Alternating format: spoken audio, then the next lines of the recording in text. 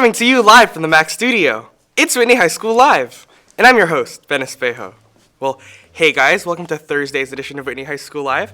A couple of quick announcements. First off, if you haven't noticed, we have our new intro graphic with music, so a huge shout out to Deborah Harris, who made the intro graphic, and to Nathan Kim, who made the music. We sent you guys a little gift, so we hope you enjoy it, and congratulations. Also, if you're interested in becoming a statistician or interested in statistics in general, sign up outside of Ms. Machado's room for an upcoming Stats Day ASAP for more information. Now, with me today, I have junior Christine Kim here to talk about archery. Hi, Christine. Hi. We've actually prepared a short video, so let's take a look.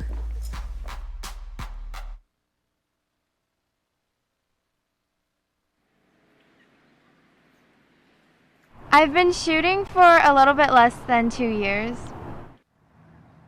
I used to play volleyball, but I quit just so I could focus more on archery because I liked it better.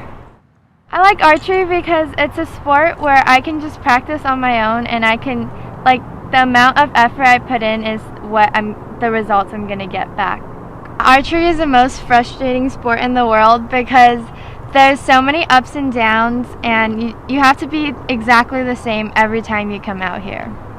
The bows in the movies are not at all like how it is in real life, because there's so many different parts of the bow that help you balance and feel the weight better, but the ones in the movies are just to hunt. Usually, like in Hunger Games, it's just a wooden bow. People still shoot those, but not competitively.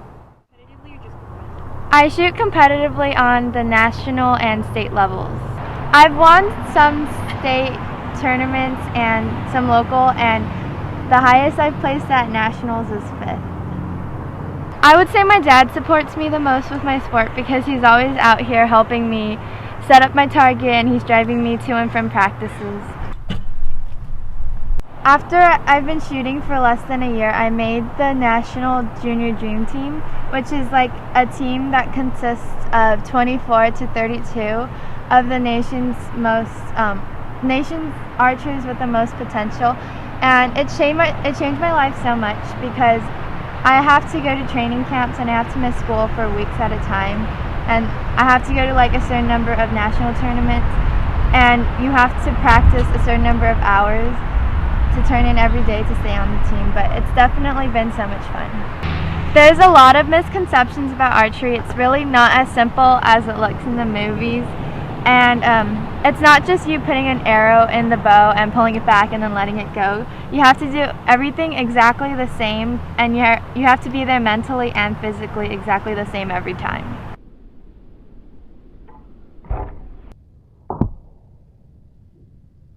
I think more people should do archery because it's such a fun and exciting sport, and you're going to meet a lot of new people and travel, and it's actually becoming even more popular now because of all the movies like Hunger Games and Brave.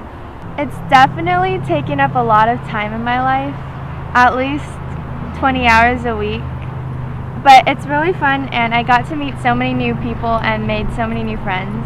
Actually, now I can't imagine my life without archery because I gave up so much and sacrificed so much to do it, so yeah.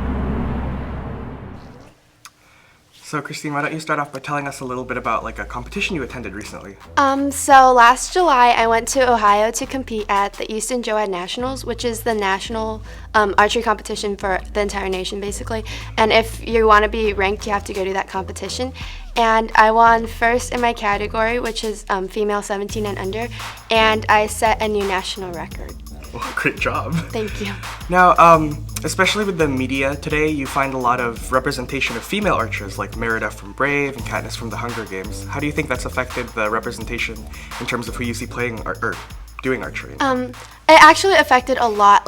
When I first started archery, there were only a few other girls at my club, and now it's full of girls. And even at competitions, some competitions have more girls than guys competing, which is really different than when it used to be. Last question. Do you think that some people say that archery is kind of a martial art, there's a lot of form, but then it's also a mental sport? What are your thoughts on that? I agree with that 100%. There's a saying that archery is 90% mental and 10% physical because it really depends on where you are in your mind that day and how well you're focusing. Well, thank you, Christine, for sharing with us. And now over to Josie from Key Club with a special treat. Hi everyone, so I hope you remember the Operation Christmas Drive or the Adopt a Family project we did in December. And I just want to tell you guys that a few of the families, they wrote back. So I'm just going to read a couple letters to you guys. Okay. So this is from the Flores family. And it says, in this letter, it's just to let you know thank you for what you have done for my family. Due to life have not been easy for the past 4 years since my baby was born, we have been in and out of hospitals not knowing if she was going to make it. Trying to put a roof and a meal on the table has even been hard. Until now, after 4 months in a motel, I was able to rent something for my kids. I wish I could work and give my kids a wonderful life, but due to my daughter, I have to stay home. And this year is also different because thanks to your family, it's possible that my kids will smile on Christmas. Thank you for at least my kids will have something to call theirs. Sincerely, Juana Flores. And also, some of the kids drew something too. So they drew their own cards. You can see here. So yeah, if you're wondering why you should donate to Operation Christmas and why you donate all that money and food, well, this is it. So thank you guys, you've made a difference. Now back to you, Ben. Thank you, Josie, and thank you to everyone who donated to Operation Christmas. That's all for today. This has been Whitney High School Live. I'm Ben Espejo. Have a great day, and I'll see you tomorrow.